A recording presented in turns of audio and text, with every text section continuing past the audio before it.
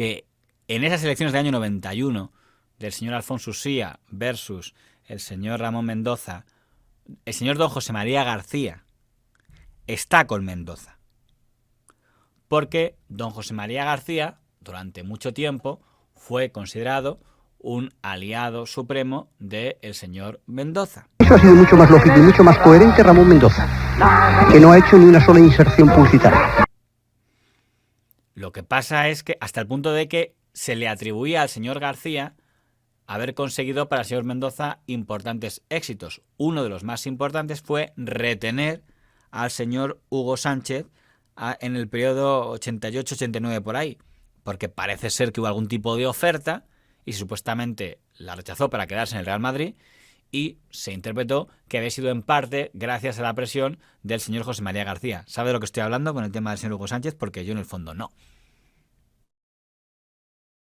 Yo me encontré en el año 87, me parece que fue 88, con que un día dijo Hugo Sánchez que se marchaba del Real Madrid con contrato en vigor, que se quería coger al 1006, y en plena eclosión de Hugo Sánchez goleador y uno de los mejores delanteros centros del mundo, se me iba al Inter de Milán.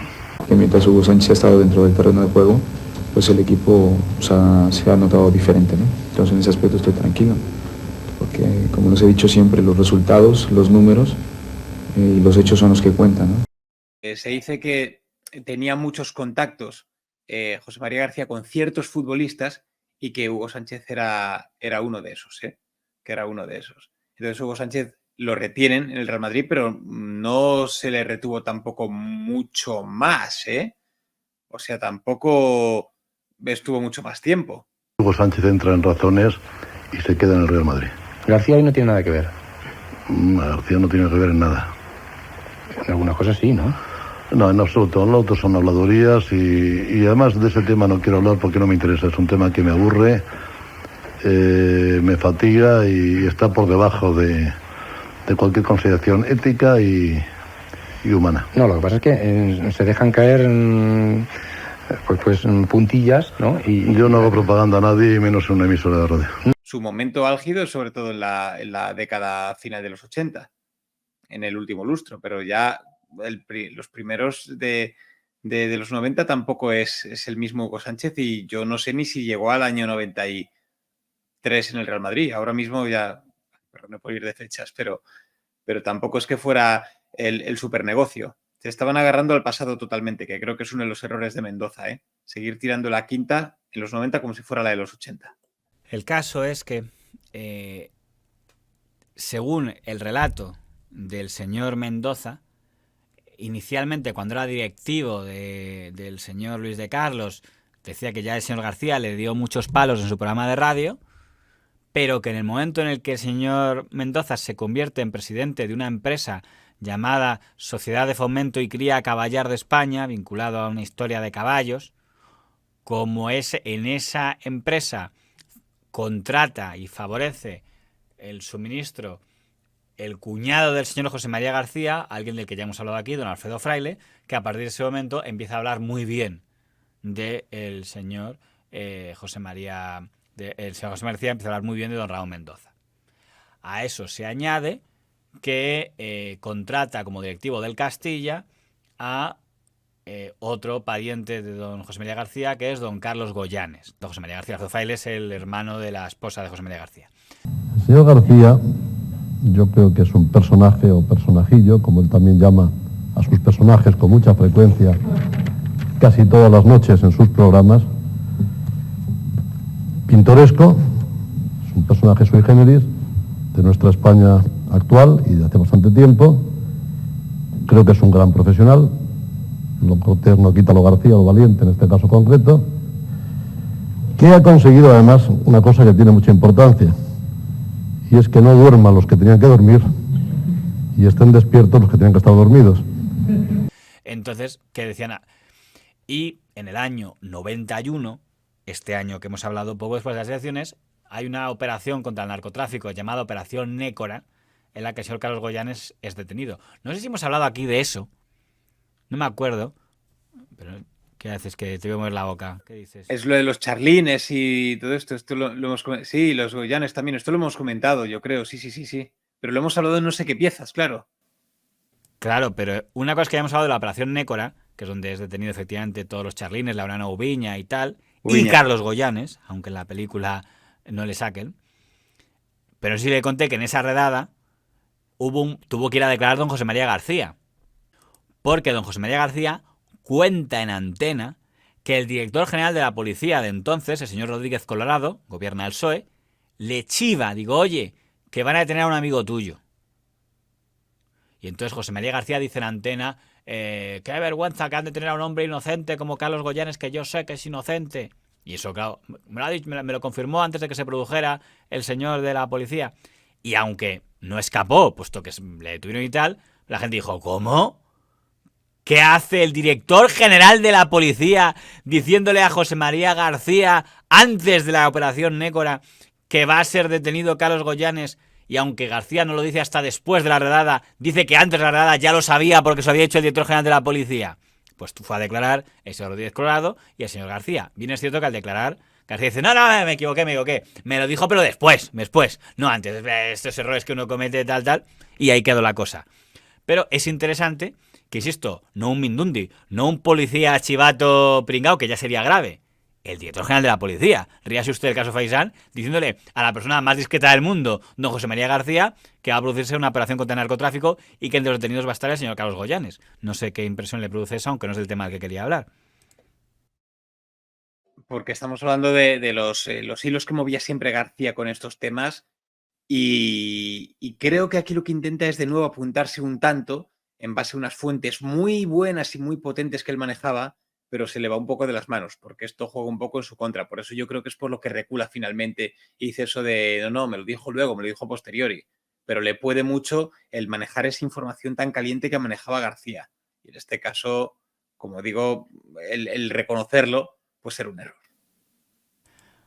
El caso es que, a raíz de que eche al señor Goyanes y que ese mismo año el señor Mendoza escoja como empresa para que explote los derechos del Real Madrid a la empresa Dorna, donde por cierto ya estaba por ahí trabajando el señor Jaume Roures, y no a la empresa Unipublic, que es la empresa vinculada a don José María García, pues se unen las dos cosas y ya provocan que el señor Mendoza se convierta en el enemigo público número 1. Por cierto, en ese documental pelota que ha hecho Movistar, don José María García asegura que él no era accionista de Unipublic. García en la Vuelta Ciclista era el niño mimado. Él tenía una muy buena relación con Enrique Franco, que era el presidente de Unipublic. José María García era accionista de Unipublic, la empresa organizadora de la Vuelta. Se llegó a decir que si era accionista de Unipublic, vendieron Unipublic a Antena 3 y no sé qué coño de dueño era porque no he visto un euro. Era mentira. Está muy bien que lo asegure, pero entonces me gustaría que explicara por qué, y está figura en varios testimonios, incluyendo el de su admirado don Ciro López, dice, me recibía García en su despacho de Unipublic. Si esa empresa no tiene nada que ver con él, porque tenía un despacho allí. Que verá empleado allí, en todo caso, alguna implicación tendría. Bueno, a donde quiero llegar es que empieza don José María García a zurrar todos los días al presidente del Real Madrid, don Ramón Mendoza, su ex amigo. Con Ramón Mendoza no se puede hacer absolutamente nada, que no merece la pena. Ni como tío, no le adorna una sola condición, ni como presidente. No está para servir al Real Madrid, sino para servirse él del Real Madrid. Entre las cosas que decide comentar, comenta la anécdota que le valdrá una demanda de que, según él, antes de morir, el señor Santiago Bernabéu pidió a 3 allegados, por favor, no permitáis que mi club acabe en las manos de ese hijo de Ramón Mendoza. Por contar esta anécdota, el señor Ramón Mendoza le mete una querella. ¿Querella que acaba en? Pues yo creo que acabó en condena, ¿eh? Por poquito, pero una pasta se tuvo que soltar. Es difícil demostrar ese tema. Quiero decir, podría ser verdad perfectamente, conociendo la información que maneja García también, pero claro, es una cosa que tienes difícil de mostrar, por lo tanto no es muy inteligente soltarlo así a las bravas. Seguro que fue verdad, ¿eh? Yo eso me lo creo, ¿eh? Seguro que fue verdad, seguro. Diría que el señor García quería insultarle, pero insultarle con palabras de un muerto, que es algo bastante práctico en estos asuntos. Porque en vez de llamárselo yo, digo, no, yo no lo digo, lo decía Bernabéu, que es básicamente lo que dijo. El caso es que ese año 91 hay una asamblea de socios del Real Madrid que pasó a la historia porque el señor Mendoza dedicó media asamblea a atacar a don José María García. Profeta de la radio, que me manden a su hermana. Viejo, baboso, caduco, trasnochado. Real Madrid no le puede contaminar el olor a butano. Claro, la asamblea era un lugar favorable a él. Entonces, y lo curioso es que cada vez que el señor Mendoza hacía un alegato contra el señor García, la gente aplaudía. Y es cuando empieza a decir en la asamblea, no permitamos que el Real Madrid acabe apestando a butano. Y la gente aplaudía.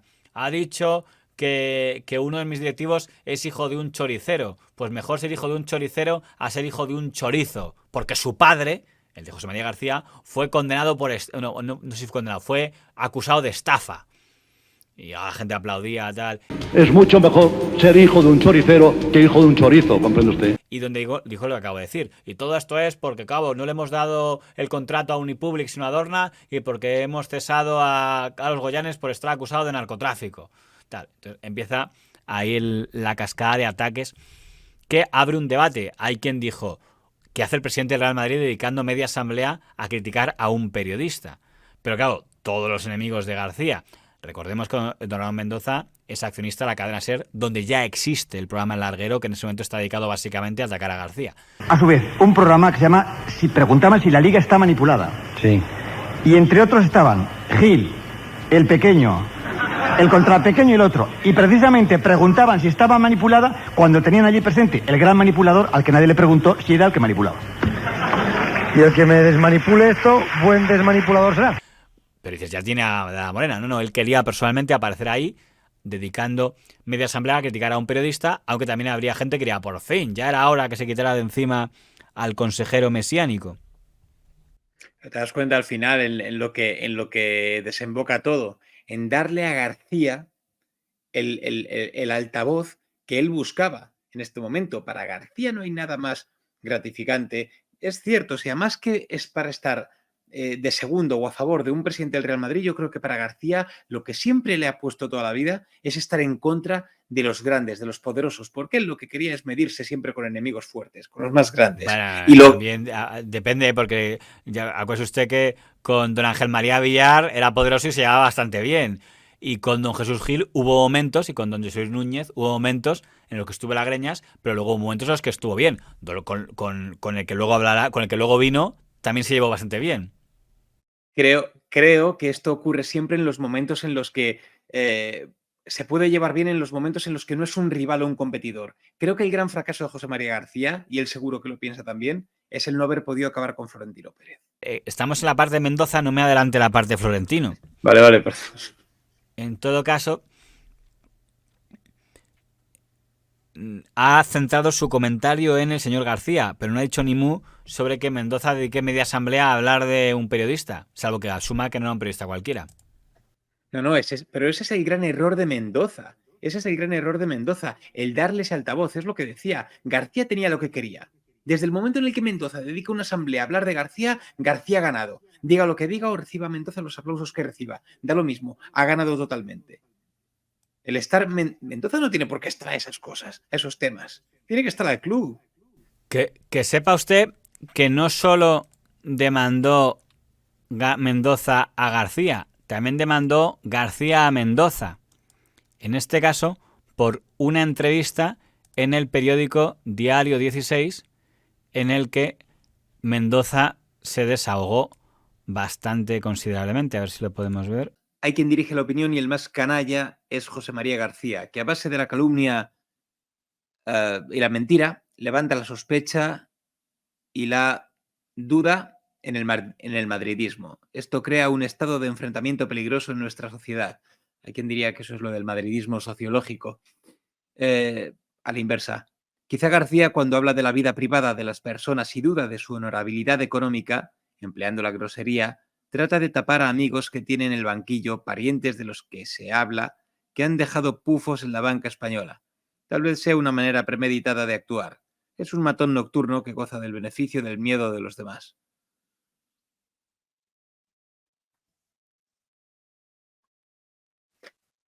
Esas palabras le valieron una demanda que también ganó, con lo cual era como yo me querello, tú te querellas, ¿no? Pues igual que le ganó la otra demanda Mendoza a García, esta se lo ganó García a Mendoza.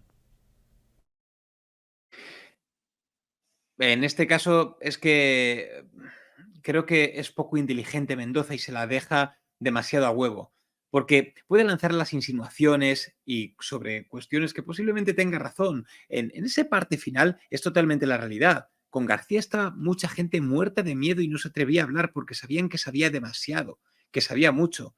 Pero en este caso, Mendoza empieza a lanzar acusaciones directas que o las pruebas o te llevas la pertinente demanda.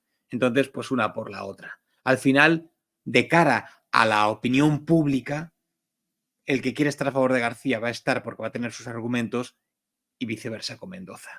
¿Cuál cree que ha sido su mayor error con un periodista o con la prensa? Yo no he tenido más que una situación feroz durante 6 años con un espécimen humano y nada más. Es decir, yo creo que lo demás, con todos los medios, he tenido bastante corrección. A Mendoza le llamaste mierda, mentiroso, embustero, cobarde, enloquecido, mísero, roñoso, caduco, sujeto, sujetillo, truán, tonto, torpe, dictatorial, caciquil, bazofia, tragaldabas, canalla, chocho, pasado, zoquete, dañino. Me pasé. Me decía que 6 años, una relación feroz con una... No, una relación feroz, no. Una agresión que yo creo que pocas personas la pueden soportar, ¿no? Hay que estar construido un poco de acero para aguantar el insulto cotidiano durante 1500 días, ¿no? ¿Y le hubiera gustado arreglarlo? Porque cuando... No, nunca. Yo tengo mi dignidad y la dignidad es innegociable, ¿no? A mí me han quemado en el Estadio Santiago Bernabéu. Bueno, a ti no, a un símbolo tuyo. No, me llamaban Butanito, fabricaron un muñeco, lo colgaron, se liaron a palos con el muñeco, pagados por un presidente, y lo quemaron. El presidente del Real Madrid había pagado 1 millón de pesetas a los ultras. El pleito más criticable del señor García es que en un momento determinado el señor Mendoza había sido pareja de una importante figura de la crónica social que, si no recuerdo mal, se llamaba Jeanine Guirot. Y en un momento determinado, pues el señor García interpreta que Mendoza está tratando mal a Jeanine Guirot, porque algo así como se ha ido de viaje y ha roto con ella o la ha dejado o tal, en un momento en el que ella tenía una enfermedad muy grave. Estamos hablando de algo que en esa serie horrible que a usted le gustó, de Guardianes de la Noche o como se llamara, lo trasladan a la figura del seleccionador, pero es que en un momento García, el personaje que representa a García, airea la enfermedad de la esposa del seleccionador. Es el equivalente a este episodio en el que García revela en antena la enfermedad que padece la novia o exnovia del señor Ramón Mendoza. Según su versión, la de García, lo hizo para defenderla, decir, oye, mira qué malo es su novio que no está con ella cuando padece esto, esto y esto. Cuando encima te leen incluso por la radio la biopsia del tumor de la mujer que vive contigo, yo creo que hay pocos casos de crueldad en el mundo civilizado, si es que es el mundo occidental, un mundo civilizado, no es fácil, ¿no? Llegas incluso a leer los resultados de la biopsia de la pareja de Mendoza en antena.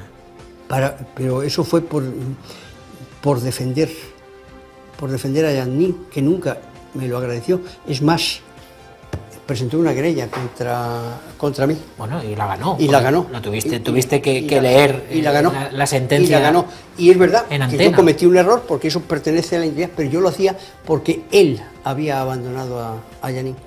Yo creo que, no sé, yo cuando he leído este pasaje de tu biografía, digo, hostia, leer una biopsia, ¿hasta qué grado de enfrentamiento tenías que tener con esa persona? No tenía ningún enfrentamiento. Yanín Girón no lo pensó así porque le metió una demanda también a García, que también ganó, a García y a la COPE, porque ella estaba en la COPE.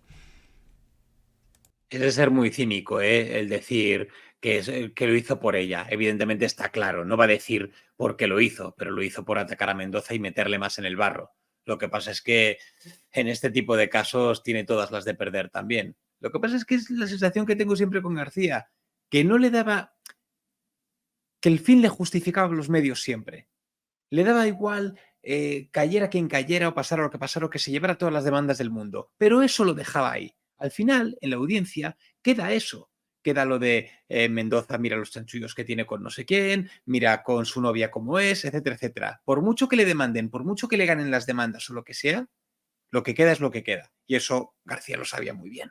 Que sepa usted que cuando el señor Mendoza deja la presidencia del Real Madrid, y ahora entraremos en eso, él se reúne con los periodistas y les dice, les pido perdón por todas las veces en las que he podido perder los nervios y tal, y que me he portado mal con compañeros de su profesión.